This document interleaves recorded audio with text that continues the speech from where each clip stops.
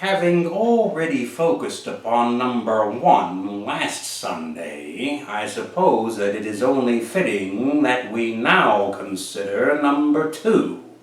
And I have no doubt that all of these scatologists and crepophiliacs out there are gonna just love this one.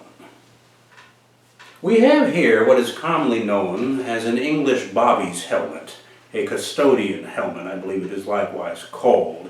To English punk rockers and skinheads, it is ostensibly symbolic of all that is evil and wrong in the world. I expect you punks and skins here already know that.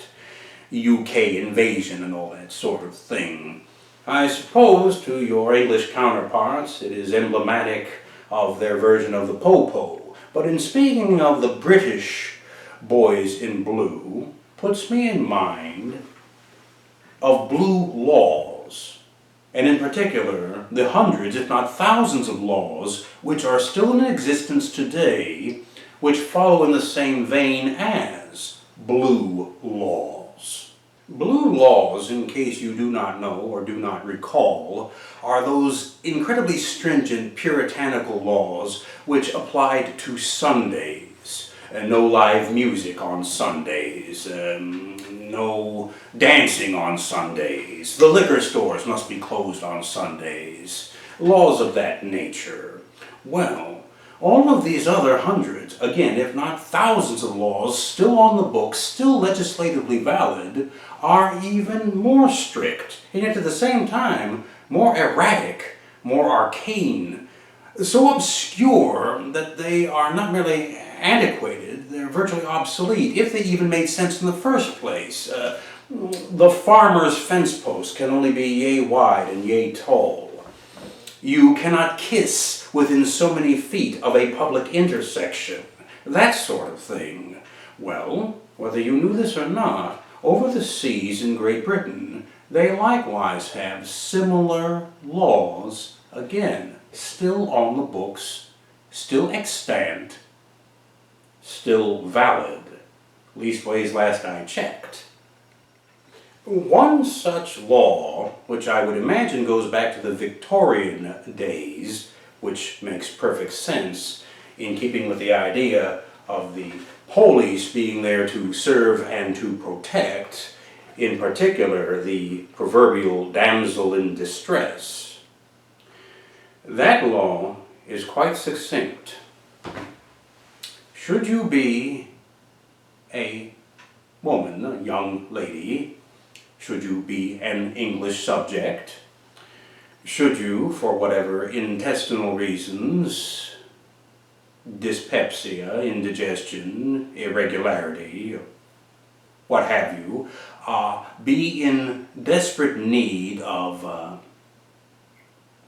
evacuating your system, and find yourself at a crossroads where there is no public facility, no lavatory immediately to hand, and furthermore, should you be expecting, that is to say, enciente, in the family way, well, you surely don't think I'm going to say a word like pregnant on the air, do you? Should you be anticipating a visit from the stork, and again, digestively indisposed, and in dire need of release, should there actually be a cop around when you need one? By virtue of English law, it belongs to you not merely to request, but to demand that the bobby in question divest himself of his custodian helmet, which then can legally be inverted and used as a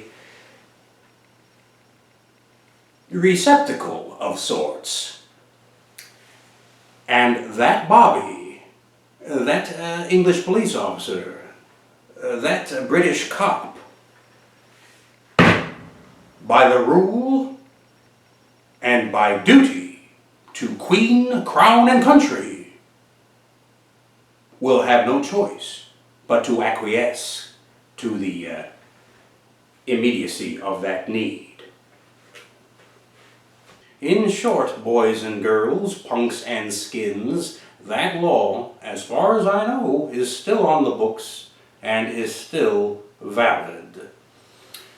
So, if you are an English woman and you must relieve yourself and you are looking forward to the pitter-patter of little feet, you can legally demand the right, guaranteed by virtue of Queen and Crown, to take a dump in a Bobby's helmet.